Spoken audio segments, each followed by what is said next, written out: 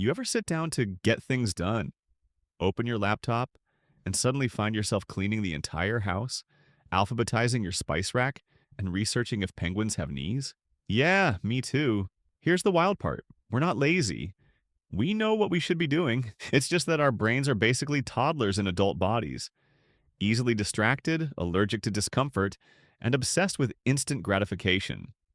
Let's say you have a big project due. Logical you says, let's start now and avoid stress later. But emotional you says, or hear me out, let's watch one YouTube video to get inspired. 3 hours later, you've somehow learned how to build a treehouse, cook sushi, and survive a bear attack. But that project? Still untouched. The truth is, procrastination isn't about time management. It's about emotion management. We delay tasks that make us anxious, bored, or uncertain, even if we know finishing them will feel amazing later.